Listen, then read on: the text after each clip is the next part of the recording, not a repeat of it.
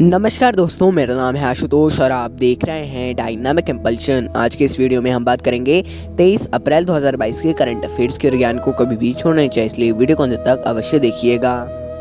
सबसे पहला प्रश्न है, हाल ही में प्रधानमंत्री मोदी किस देश के दौरे पर गए? Which country did PM Modi visit recently? A संयुक्त राज्य अमेरिका, बी संयुक्त अरब अमीरात, C Japan, D Australia. And the right answer is Narendra Modi. तो देखिए, हाल ही में प्रधानमंत्री नरेंद्र मोदी जापान के अपने आधिकारिक दौरे पर गए हैं। वहां पर ये 40 घंटे रुकेंगे, जहां पर 23 कार्यक्रम और 3 विश्व के नेताओं से वो मुलाकात करेंगे। अब देखिए, जो क्वाड है इसकी शिखर सम्मेलन के लिए ये मुख्य तौर पर गए हैं। वहां पर 23 कार्यक्रम और होंगे। ये जो बाइडन और फूमियो किशिदा और एक और हैं, हो सकता है अगला उन्हीं का प्रश्न हो, आगे कोई एक प्रश्न हो सकता है उनका, इसलिए हम आगे इसकी बात करेंगे। अगला प्रश्न है, एंथनी अल्बानीज किस देश के प्रधानमंत्री नियुक्त हुए? Anthony Albanese appointed as the prime minister of which country? A New Zealand, B Australia, C Vietnam, D दक्षिण Korea. And the right answer is Australia. तो देखिए, हाल ही में एंथनी अल्बानीज ऑस्ट्रेलिया के नए प्रधानमंत्री नियुक्त हुए हैं। जैसा हमने बोला, जो पिछला प्रश्न था उसमें अगला प्रश्न है, ये ऑस्ट्रेलिया के प्रधानमंत्री बने हैं और अपने शपथ ग्रहण के 24 घंटों के बाद ही क्वाड शिखर सम्मेलन में भाग लेंगे। इनसे भी पीएम मोदी मुलाकात करेंगे। अब देखिए, मैंने देखा ट्विटर पे कि किसी ने डाला हुआ था, इन्होंने विश्व हिंदू परिषद के कार्यक्रम में भी भाग लिया, वहाँ पर इन्होंने हिंदुओं के बारे में भी बोला। चलिए, अच्छी ही बात है, एक तरीके से ये भी थोड़ा भारत का समर्थन है। देखते हैं इनकी क्या विचारधारा है, किस प्रकार ये देश का आगे बढ़ाते हैं। ऑस्ट्रेलिया को कुछ सोच समझ के ही वहाँ की जनता ने इनको बनाया होगा। स्कॉट मॉरिसन से फिर भी अपना अच्छा ही संबंध था। अगला प्रश्न है, हाल ही में किस संगठन ने अपने 25 वर्ष पूरे किए? Which organisation recently completed its 25 years? A BRO, B TRAI, C FSSAI, D archaeological survey of India. And the right answer is TRAI. तो देखिए, हाल ही में ट्राई यानी कि telecom regulatory authority of India इसका फुल फॉर्म है, short form है TRAI, ट्राई बोला जाता है इसको। इन्होंने अपने 25 वर्ष पूरे किए हैं और इसके उपलक्ष्य में प्रधानमंत्री नरेंद्र मोदी ने डाक टिकट भी जारी किया है। अगला प्रश्न है, हाल ही में किस देश ने दूरबीन के माध्यम से दुनिया के पहले रहने योग्य ग्रह को खोजने की योजना बनाई? Which country recently plan to find the world first habitable planet through telescope? A चीन, बी भारत, डी सी संयुक्त राज्य अमेरिका, डी रूस। And the right answer is चीन। तो देखिए, हाल ही में चीनी वैज्ञानिकों ने पृथ्वी से लगभग 32 प्रकाश वर्ष दूर सौर मंडल के बाहर रहने योग्य पृथ्वी जैसे ग्रहों की खोज के लिए अंतरिक्ष दूरबीन के माध्यम से आकाश का सर्वेक्षण करने की एक परियोजना की घोषणा की है।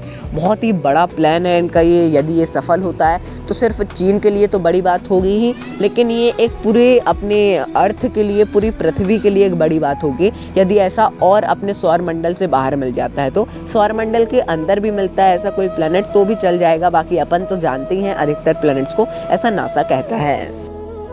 अगला प्रश्न है, हाल ही में किस देश में दुनिया का सबसे बड़ा सस्पेंशन ब्रिज बनाया गया?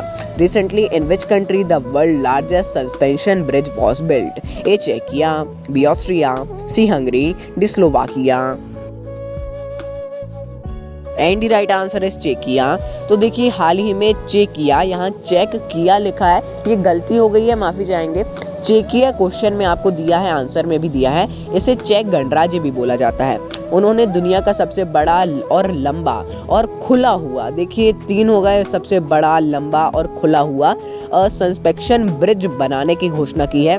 ये 2 पर्वत श्रृंखलाओं को जोड़ता है। बाकी आपको जानकारी दी गई है, उसको पढ़िएगा, समझिएगा। जो ब्रिज वगैरह हैं इनके अलग अलग टाइप कौन कौन से होते हैं उसको देखिएगा। अगला प्रश्न है, हाल ही में किसने आग बुझाने के लिए 2 रोबोट शामिल किए? Who recently added 2 robots to extinguish the fire? A Uttar Pradesh, B Delhi, C Punjab, D Madhya प्रदेश।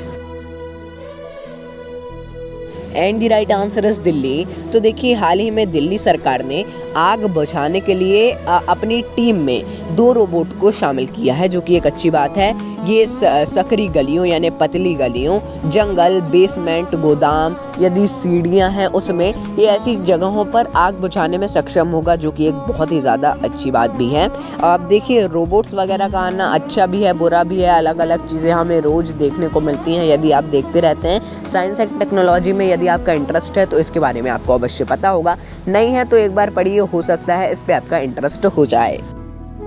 अगला प्रश्न है, राष्ट्रीय महिला जनप्रतिनिधि सम्मेलन 2022 का उद्घाटन किसने किया? Who inaugurated the National Women's Representative Conference 2022? A Ramnath Kovind, B M Venkaiah Naidu, C Amit Shah, D Shivraj Singh Chouhan. And the right answer is Ramnath Kovind. तो देखिए हाल ही में राष्ट्रपति रामनाथ कोविंद जी के द्वारा केरल विधानसभा परिसर में 2 दिवसीय राष्ट्रीय महिला जनप्रतिनिधि सम्मेलन 2022 का उद्घाटन किया गया है।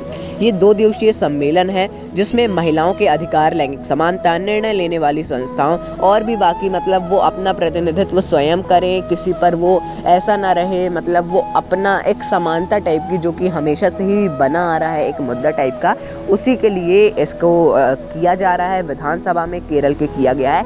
इंपॉर्टेंट क्वेश्चन है, और केरल इसको याद रखिएगा कि इसको केरल में आयोजित किया गया है। अगला प्रश्न है, निम्न में से किसने चेक बाउंस के मामलों पर 25 विशेष अदालतों के गठन का आदेश दिया?